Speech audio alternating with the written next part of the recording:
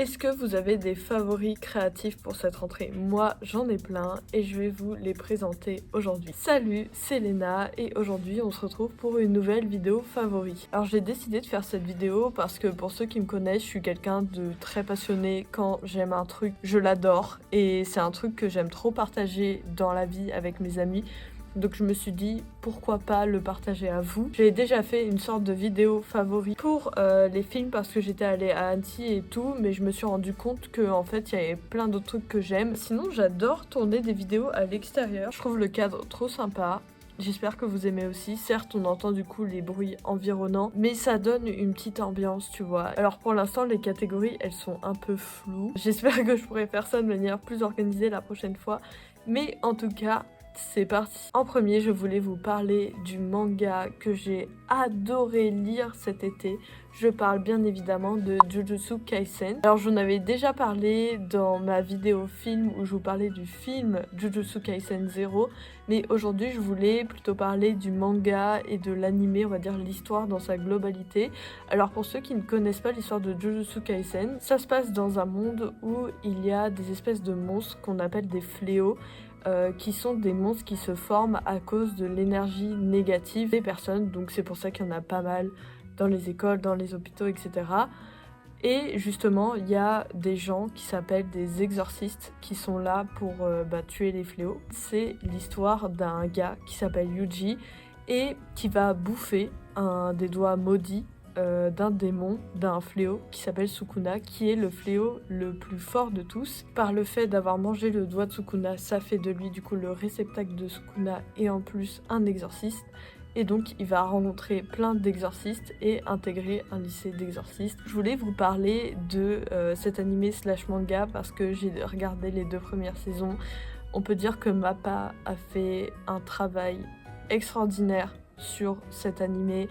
C'est magnifique, les scènes d'action sont géniales, franchement j'ai adoré et c'est pour ça que quand j'ai fini l'animé, je me suis littéralement précipitée sur le manga. Alors je sais pas trop comment vous expliquer ça, pour ceux qui ne savent pas, je suis une très grande fan de Naruto. Naruto c'est mon manga préféré et Jujutsu Kaisen, ça m'a donné un petit peu la même vibe que Naruto dans le sens où il y a beaucoup de personnages, ils ont tous des spécificités, des pouvoirs différents, puis l'histoire est quand même assez glauque. Alors à l'heure où je tourne cette vidéo, c'est-à-dire le 13 septembre, ce n'est pas encore fini, mais il me semble que le manga se finit le 30, donc quand ça sortira ce sera fini. Je pense que je vous mettrai mon avis dans la description, mais je trouve pareil, c'est marrant parce que je parlais de Naruto, mais j'ai l'impression que c'est un peu les mêmes défauts que Naruto, c'est-à-dire que il y a quelques petites longueurs, etc.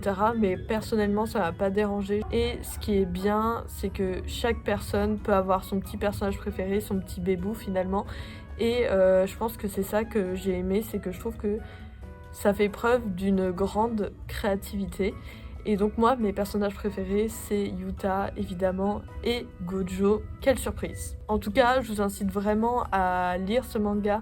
Surtout si comme moi vous adorez Naruto, je pense que ça peut vous plaire aussi. Le deuxième animé dont je voulais vous parler, c'est Spy Family. Alors Spy Family, je l'ai regardé quand j'étais à Toulouse avec des potes et on a trouvé ça génial. Du coup, on a regardé toute la saison 1 ensemble. Alors Spy Family, ça raconte l'histoire d'un espion qui s'appelle Twilight et qui pour sa mission super importante doit fonder une famille dans le pays ennemi. Et donc pour remplir sa mission, il va se marier avec une tueuse à gages, sachant que lui ne sait pas que c'est une tueuse à gages, et il va adopter une fille qui est télépathe et il ne sait pas qu'elle est télépathe. En fait, il y a seulement la fille qui sait que son père est espion et que sa mère est tueuse à gages, mais les deux autres en fait ne le savent pas du tout. Et en fait ça crée un mélange assez amusant et j'ai trouvé ça assez rafraîchissant, assez drôle à voir. Franchement, si vous voulez un truc sans vous casser la tête, c'est parfait. Par contre, ce qui m'a un peu embêtée, c'est que j'ai trouvé la première partie de la saison 1 vraiment sympa. Après, la deuxième partie de la saison 1, comme en fait c'est juste des petites histoires comme ça traîne en longueur et moi je voulais vraiment savoir la suite alors que là c'est devenu plus des sketchs. J'avoue que j'étais un peu déçue. Là je suis en train de regarder la saison 2 avec ma sœur. J'espère que l'histoire va un peu avancer. En tout cas, pour se vider la tête, plutôt pas mal. Il y a la voisine qui est en train d'engueuler quelqu'un. Je fais quoi? Je continue à filmer ou pas? En troisième, je voulais vous parler d'un film que je viens de voir littéralement hier soir. Je parle de Beetlejuice de Tim Burton. Alors, pour ceux qui ne connaissent pas Tim Burton, il faut savoir que c'est un réalisateur qui est vraiment connu pour son univers un petit peu drôle, mais surtout hyper macabre. Et il y a beaucoup de gens qui sont fans de Tim Burton.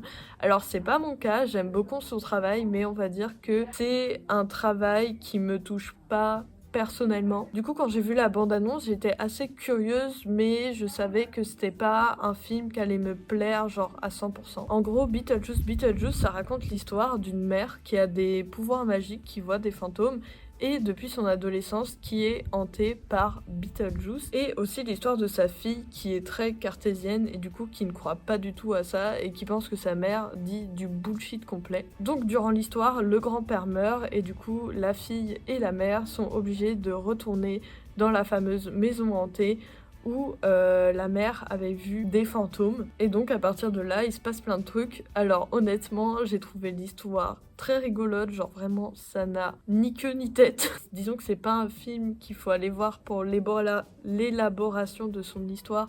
C'est plus un film à, on va dire, esthétique plus que scénaristique. Mais en tout cas, c'était très drôle. Je dirais juste que la première demi-heure, j'avoue que je me suis pas mal ennuyée. J'ai trouvé que c'était très long et qu'il se passait pas grand chose, mais cette première demi-heure passée, après ça allait beaucoup mieux. Alors sinon, la particularité de ce film, c'est que il a été fait quasiment sans effets spéciaux, donc qu'avec des décors construits, ce qui fait qu'on a l'impression que ce film aurait pu être fait en genre 1975, ça lui donne un côté hyper goofy, genre un petit peu Power Rangers, enfin en tout cas moi ça m'a fait penser à ça, ou vous savez le vieux Dune, je sais pas s'il y a que moi qui a cette ref ou s'il y a d'autres gens qui l'ont, mais en termes d'esthétique ça m'a un peu fait penser à ça. Et du coup j'ai trouvé ça assez rigolo, mais du coup ça rend le truc pas du tout effrayant et hyper grotesque.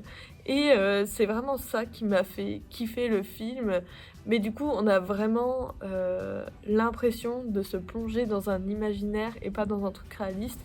Et du coup, merci Tim Burton pour nous proposer des films comme ça, parce que franchement, c'est un film genre que j'aime. On va dire qu'il va pas rester dans le top 10 de mes films, mais qui va beaucoup m'inspirer dans ma création. En quatrième, je voulais vous parler de deux films que j'ai vus à Toulouse, qui est la série de films à couteau tiré. Donc il y a à couteau tiré 1 et à couteau tiré 2 qui s'appelle Glass Onion, si je dis pas de bêtises. Donc les deux films, ça raconte l'histoire d'un meurtre dans une famille. Donc à chaque fois, c'est une famille qui est hyper riche et il y a un détective qui s'appelle Benoît Blanc qui va venir essayer de résoudre l'enquête. Et donc Benoît Blanc est interprété par Daniel Craig. Daniel Craig, c'est celui qui fait aussi James Bond. Donc dans le premier, ça va être plutôt une famille riche, mais plus, vous voyez, la famille old money, j'ai envie de dire, genre qui a un gros héritage, qui a une grande maison vieille. Et l'autre, justement, c'est plus New Money, donc ça va être plus Startup Nation, etc. D'habitude, les trucs policiers, c'est pas trop mon truc. Là, j'ai trouvé ça super. Déjà, je trouve que Daniel Craig, c'est un acteur, mais genre excellent. Il est drôle, il est sérieux, je sais pas, il est intense, je sais pas, il a un truc en plus. Les histoires sont très drôles et l'enquête est pleine de rebondissements à chaque fois. Donc c'est vraiment des films, moi, que je pense de moi-même, je ne saurais pas aller voir, mais qui sont super. Donc si vous ne les avez pas encore vus, je vous conseille de foncer. Dernière chose de la catégorie audiovisuelle que je voulais vous partager, alors ce n'est ni un film, ni un animé, mais c'est une vidéo YouTube. C'est la vidéo de Léo Duff qui s'appelle Mon plan pour sauver la génération Z. Je crois qu'elle est sortie il y a 2 jours. Et déjà, je trouve que toutes les vidéos de Léo Duff sont excellentes, mais celle-là encore plus. Bon, je pense que je vous apprends rien, mais la génération Z, qui est ma génération, on a carrément un problème d'attention parce que on est surstimulé en permanence et c'est quelque chose qui à long terme est très nocif pour notre cerveau et c'est très difficile de s'en détacher parce que Comme Léo Duff dit dans sa vidéo, littéralement les meilleurs ingénieurs du monde ont créé des algorithmes pour qu'on reste scotché à nos écrans. Donc évidemment que ça marche en fait. Et justement dans sa vidéo, il donne on va dire un plan en 8 étapes pour essayer de se défaire de ça. Et je trouve ça génial parce que pour moi c'est vraiment une vidéo d'utilité publique et moi je vais vraiment essayer de suivre ses conseils. Et ce que j'aime bien aussi, c'est que c'est des conseils qui sont faisables. C'est pas des trucs genre lève-toi à 4h du matin et va à la salle. Genre, je pense que c'est une vidéo que tout le monde devrait voir et que tout le monde devrait essayer d'appliquer. Je pense que, encore une fois, c'est une vidéo d'utilité publique qui est simple, concis. Léo Duff, on sait jamais si tu tombes dessus. Merci pour cette vidéo. Merci d'essayer de sauver notre génération. Et j'espère que tes conseils vont m'aider personnellement à décrocher de mon téléphone. En musique, je voulais absolument vous parler de l'album de Charli XCX, Brat, qui est sorti en juin dernier. Alors en 2024, il y a énormément d'albums de grands artistes qui sont sortis, et pour ceux qui ne savent pas, je suis une grande fan de pop et du coup cette année je suis totalement ravie. Alors pour ceux qui ne savent pas, Brat ça veut dire sale gosse en français, même si en réalité je trouve que ça n'a pas vraiment de traduction tout à fait juste. Et c'est un album qui est assez électro mais qui reste très pop à la fois. Et pour moi, ça a été vraiment une révélation, j'ai adoré. Surtout que, en fait, je suis une personne, on va dire que quand j'aime une musique ou un album, je vais vraiment le saigner, mais pendant des mois et des mois jusqu'à que vraiment il me sorte par les oreilles. Vraiment, je n'écoute quasiment que ça, surtout la chanson Von Dutch. Si je ne l'écoute pas 3 fois par jour, c'est qu'il y a un problème. Et elle vient d'annoncer hier qu'il y allait avoir une sorte de version de luxe de Brat. Je pense que ça va être un album avec toutes les chansons qui ont un remix. Donc j'ai très hâte de voir. J'avoue que j'ai un peu peur d'être déçue parce que l'album en lui-même était tellement bien que je trouve ça très cool les remixes. Mais pour l'instant, le seul pour moi qui vaut vraiment le coup, c'est celui avec Lorde de Girls So Confusing. J'ai l'impression que tout l'internet bassine tout le monde avec Brat, mais vraiment, encore une fois, si vous ne l'avez pas encore écouté, je vous le recommande parce que croyez-moi, ça vaut le coup. Maintenant, on passe à la partie un petit peu loisir créatif, j'ai envie de dire. Et j'avais envie de vous parler de ces feutres-ci, qui sont des feutres Tombow, qui sont à base d'eau. Si vous me connaissez, vous savez que je suis toujours à la recherche de nouvelles fournitures d'art. C'est un petit peu mon obsession dans la vie. Ces feutres-là, j'en avais acheté quelques-uns quand j'étais au lycée. Je crois que j'avais acheté genre un pack manga, un truc comme ça. J'avais grave kiffé, je les avais usés, je les avais un peu oubliés. Et j'ai retrouvé celui-là, qui est du pack de l'ancien pack manga, et je me suis dit mais c'est super en fait. Ce qui fait que depuis j'en ai racheté quelques-uns comme vous pouvez le voir, et vraiment je les trouve géniales. Déjà ce qui est super, c'est qu'ils ont deux pointes, donc il y a une pointe pinceau comme celle-là et il y a une pointe plutôt fine comme ceci, qui permet du coup de faire plein de trucs. Je trouve qu'ils ont des couleurs hyper vibrantes, et ça pour des trucs à l'eau c'est assez rare. Je dirais que le seul bémol, évidemment comme c'est des fournitures d'art, c'est que c'est super cher, mais vraiment je les adore. Je vous les conseille 100% si vous aimez un petit peu les feutres à eau, les textures, etc. Et je pense qu'on peut même les utiliser en calligraphie. J'hésite même à faire Linktober avec ces feutres là. Par contre je pense qu'il faudrait que j'en achète un peu plus, parce que là j'en ai 6 quoi. En loisir créatif dont je voulais vous parler de ma nouvelle passion pour le fait de faire des perles. Alors en fait, avec deux potes, je sais plus trop comment nous est venue l'idée, on s'est dit viens on fait des perles ensemble. Et du coup je fais pas mal de bijoux en perles. Ce qui est bien, c'est que du coup avec mes potes on a mis toutes nos perles en commun. Ce qu'on fait, c'est que souvent on fait des perles en regardant un film ou une série, et franchement les gars, cette activité est incroyable. Donc ça par exemple c'est le premier collier que j'ai fait en perles. Bon, j'ai pété le bout mais vous voyez, genre c'est trop joli et c'est hyper relaxant à faire. Et comme je disais, comme on a mis toutes nos perles en commun, bah j'en ai pas mal. Là, ça c'est un ras de cou que j'ai fait. Je sais pas si on voit bien. Mais il rend comme ça. Il est trop joli. C'est assez long à faire, je vais pas vous mentir. Mais franchement, en loisir créatif, les gars, les perles, incroyable. En plus, vous n'avez pas besoin d'acheter des perles hyper chères, etc. hein.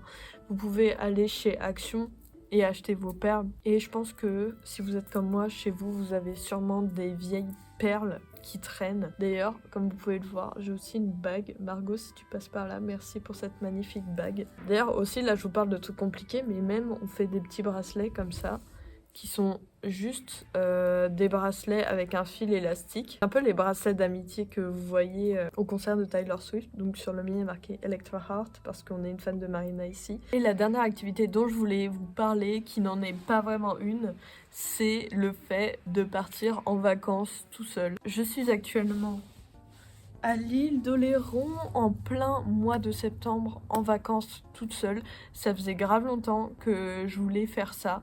Et donc me voici et franchement la team c'est banger. Je sais que souvent la peur des gens c'est quand on part en vacances tout seul, c'est juste de s'ennuyer.